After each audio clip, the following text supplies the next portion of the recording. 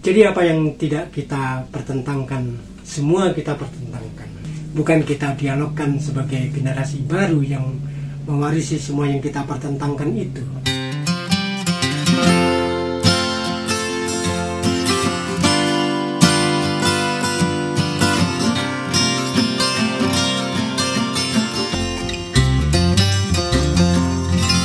Dalam sejarah kota-kota besar, juga kota-kota kecil, selalu ada klaim-klaim komunitas hingga konflik turun-temurun. Diwariskan pada anak-anak sekolah soal tradisi pertarungan leluhur, bahwa kampung Anu atau sekolah Una adalah musuh bebuyutan kita.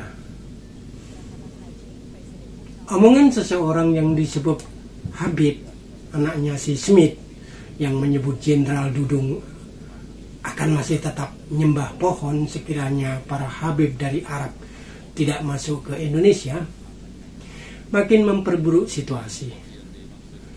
Bukan lagi Jawa versus Arab, tetapi Nusantara versus Arab. Meski kita juga patut bertanya, Arab yang mana nih? Yang dari Yaman atau Saudi? Yang Salafi atau Salafiyah? Yang turun Muhammad atau Saud? Pertarungan Syekh Subakir dan Kiai Semar dipertontonkan lagi, hingga entah kenapa seorang akademisi juga bisa menyalah-nyalahkan Darmo Gandul dan Gatotkaca sebagai kitab pengacu dan sesat. Dan pertengkaran berpindah ke lapangan xenofobia terhadap ketidaksukaan atau ketakutan atas orang atau negara yang dianggap asing. Dan tentu saja senyampang itu muncul alegori chauvinisme, kesetiaan ekstrem suatu pihak tanpa alternatif atau sikap cinta pada tanah air yang berlebihan. Negara kita sayangnya juga tidak punya arah, sebuah grand design di tengah disrupsi yang liar di tengah masyarakat buta. Mungkin karena sering keselio lidah antara disrupsi dengan korupsi, sehingga medsos menjadi sastra kita hari ini, dengan istana-istana pasir dan fenomena ilmu coding. Anak muda masa kini tak perlu susah parah macam Pramudia Anantatur untuk dikandidatkan dapat hadiah Nobel. Apalagi bagi yang mampu memenangkan calon koruptor sebagai gubernur, bupati, atau wali kota. Bukan mengubah karakter kepemimpinan, melainkan hanya berhenti pada citraan. Padahal pada hari yang sama kita disodori Shin Tae-yong dari Korea Selatan yang lebih memilih generasi baru daripada capaian atau target prestasi. Pelatih sepak bola yang tak hanya menemukan taktik, tetapi sampai ke soal berapa persen karbo dan gorengan masuk ke perut kita. Kita tahu bagaimana perjalanan Korea Selatan, bagaimana cara mereka mengimpor guru-guru dari Jepang untuk kemudian mengalahkan Cina dan gurunya sekaligus.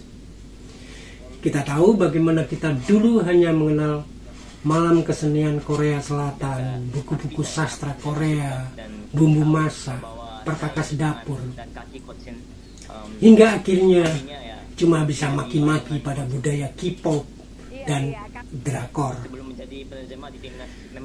Dari Korsel juga muncul teknologi fusi logik yang menggabungkan pandangan Aristoteles dan Buddha, yang bisa membuat kulkas dan AC juga eskalator on-off sesuai kebutuhan saja.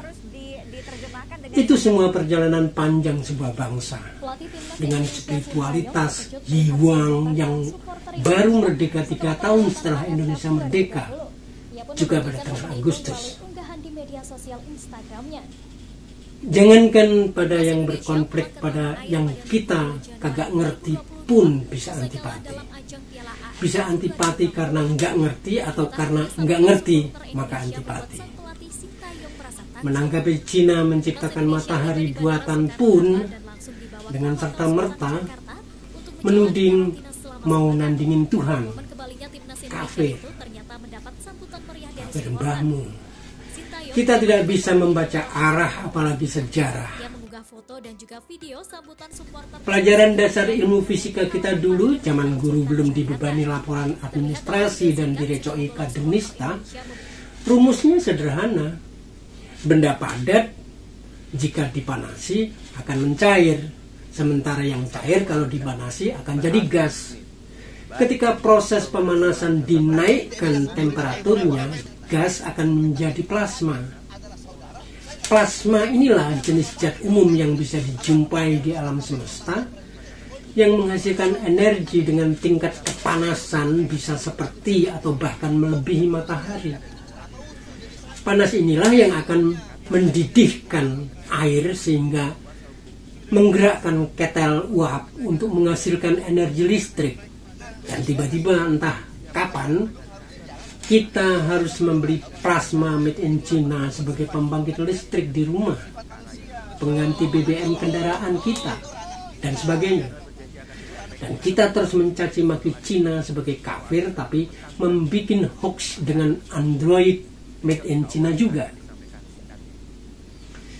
Sampai di sini saya kadang mempertanyakan ajakan Bung Karno soal jas merah.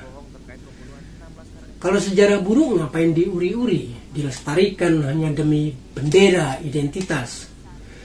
Sementara jas kita butut dan kusut masuk. Di Jepang tahun 1988